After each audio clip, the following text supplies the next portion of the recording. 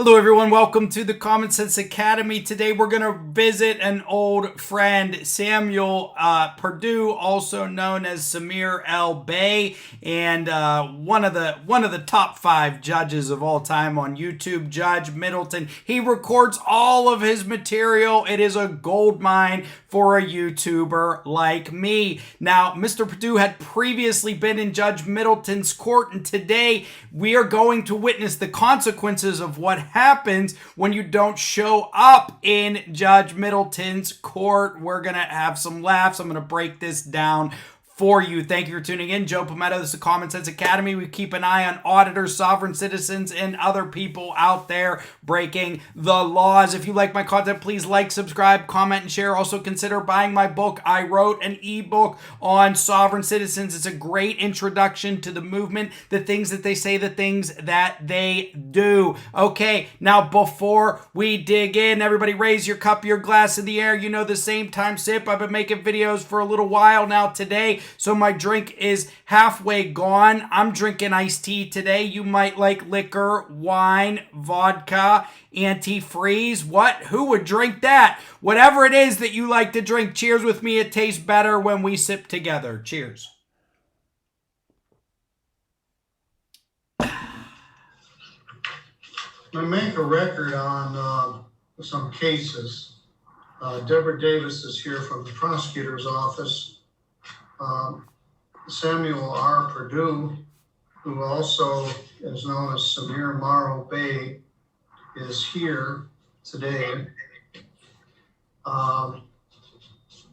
He has 3 separate driving suspended charges that are scheduled for jury trial.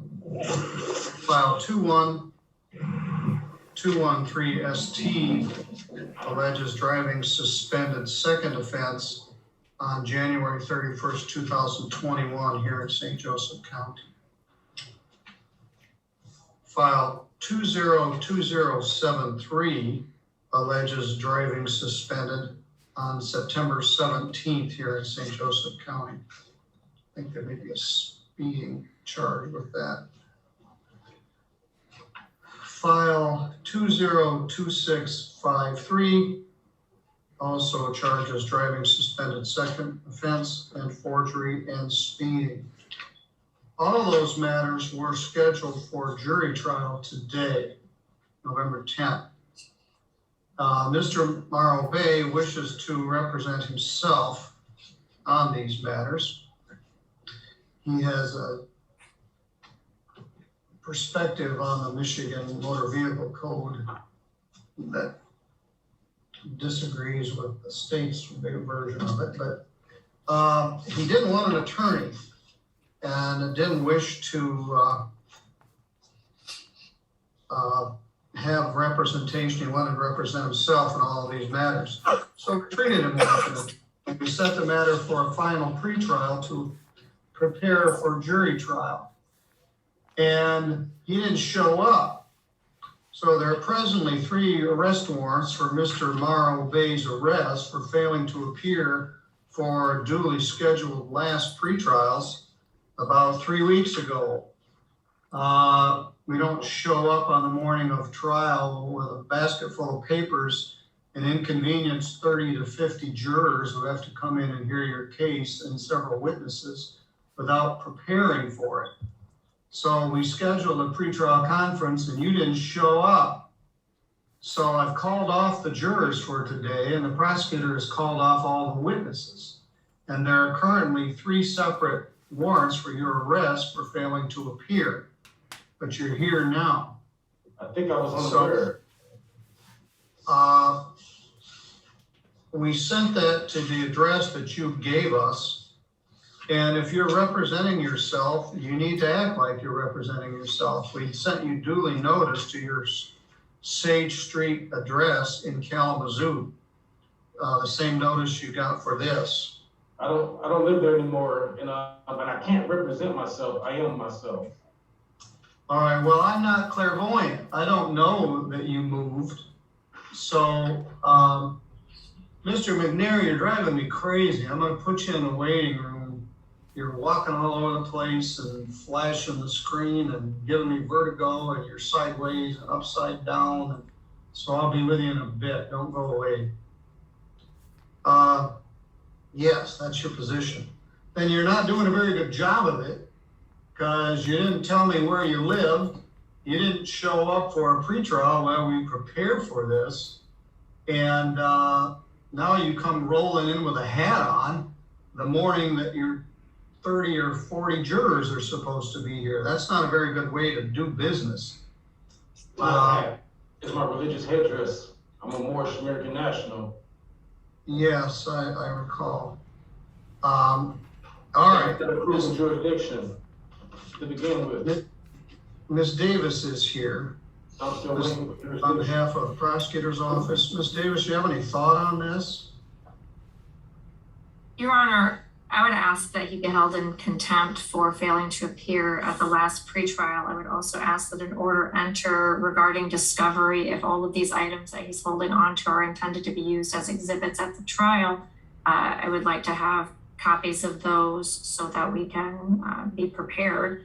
Also, I'd like to have our motion for joinder of the cases heard so we can settle that matter prior to choosing the jury and having another date set.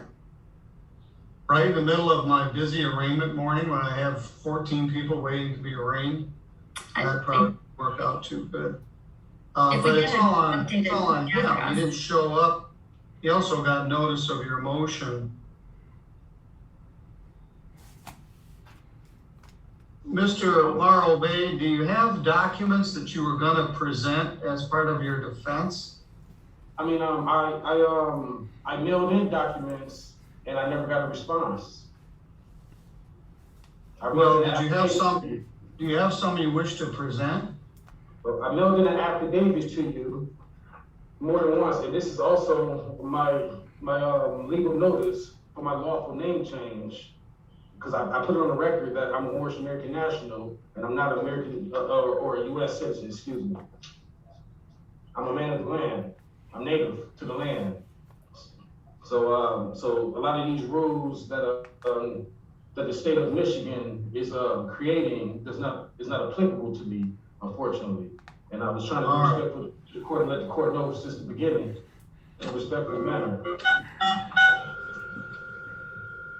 And I have lots of documentation to prove it. All right. I want you to take Mr. Perdue into custody. We're going to execute the 3 bench warrants that are currently out for his arrest for contempt. We'll take him to jail and we'll make an arrangement later to discuss. Are you arresting me right now? Wow. I have time to do it now. Bye.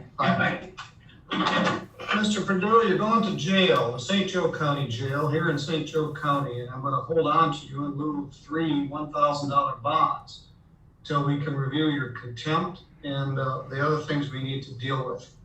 But if you're going to represent yourself, you need to do it right. You need to show up when you're supposed to show up. You need to follow the rules of evidence and procedure. You don't just come in and say, I'm my own country, I'm going to do what I want. So you're going to jail. I was unaware. The bond is $1,000 per file, and I will talk with you later. So right now you're going to the St. Joe County Jail. All right, we'll deal with him, Deborah, when we have more time. But he's clearly in contempt. And he is his own person, so he isn't representing himself, he is himself. We'll see if we can sort that out. So if you recall from prior videos, as members of the Sovereign Citizen Watchdog community, you've seen Mr. Perdue here before, Judge Middleton in the past, and every single time Judge Middleton is not happy with him. Why? He's dropping the Sovereign Citizen stuff, the Moorish Sovereign Citizen stuff, the El Bay. So a couple observations about this. Judge Middleton starts off right away. He says, we're going to make a record. Always a good idea when dealing with a sovereign citizen, because they're going to claim that every right that it exists in the book or doesn't exist has been violated by them. He recognizes Mr. El Bay's name a bit more here than he did last time.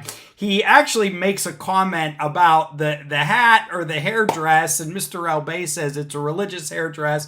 I respect that. He's part of the Moorish Temple of America, and he's wearing that as part of his religious garb. He certainly should be allowed to wear it in this context. Now, he's facing 3 driving under suspended charges. Those charges generally, ladies and gentlemen, do not carry jail time. The only time people go to jail on these driving on suspended licenses is when they do it over and over and over and over and over again, and the penalties increase. You become a habitual offender, then you go to jail. That's what this individual, that's what this Mr. Perdue, Mr. Albay, is dealing with here. Another good comment by Judge Middleton. He says, Mr. Albay, Mr. Perdue has a perspective that disagrees with the state version of the traffic laws. That's true. That's certainly one way to put it. More like he doesn't believe in them at all, but he certainly disagrees with their version of them. I like the guy in the top right-hand corner. I believe his name is Binkley. He seems to be entertained by the proceedings. And Deborah Davis. Oh, Deborah Davis, you stole my heart. So he says you don't show up with a basket full of papers on the morning of trial. I love it. I love it. You know why? Because I've dealt with clients who walk into my office, they're like a box full of papers, and now it's up to me to go through them, and there's coffee stains on them, and this one's from 1994. I mean, I totally get it, and I totally relate to it. He says he can't represent himself because he is himself. You can't represent yourself because you are yourself. See, that's the sovereign citizen trick here. Taking everything so literally. So literally. Yes, you can represent yourself. It means you go in and you do the case yourself without an attorney. That's what it means. You don't have to play these word games here, do you? Do you really got to play these word games? He talks about discovery in all of these documents. Let me tell you, there's nothing in those documents that is going to help him. There are nothing in those documents that are going to help him. He calls himself a man of the land. He says he's a native of the land.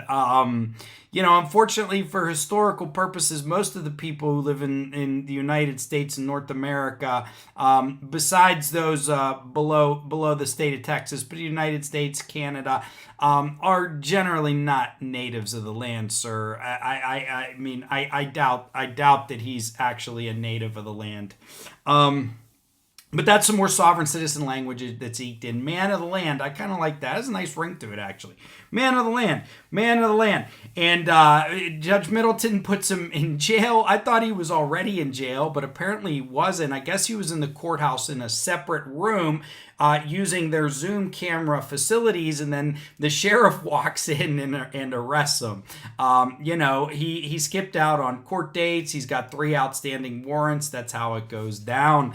Unfortunately for Mr. L. Bay, he's going to sit in trial. He's going to be at his next trial date, and he's going to be ready for trial one way or another. If he knows what's good for him, he'll go out and hire an attorney. But that almost certainly will not happen. At one point the judge says, we'll deal with them when we have more time. That's a good idea, Judge. That is a good idea. Deal with him when you're gonna need a lot of time. But I think he's doing the right thing by having a low level of tolerance for their BS. As a judge, you have to balance the level of tolerance in granting and respecting people's rights, but also making sure that they respect the courtroom. And sovereign citizens are going to push both of those to the limit. Sovereign citizens are going to push both of those to the limit. So Judge Middleton's doing the right thing. You are going to need more time for a sovereign citizen, almost no matter what. He then says to Ms. Davis, that we'll see if we can sort this out. I doubt you will, Judge. I doubt you will. But you will eventually get this case to a resolution.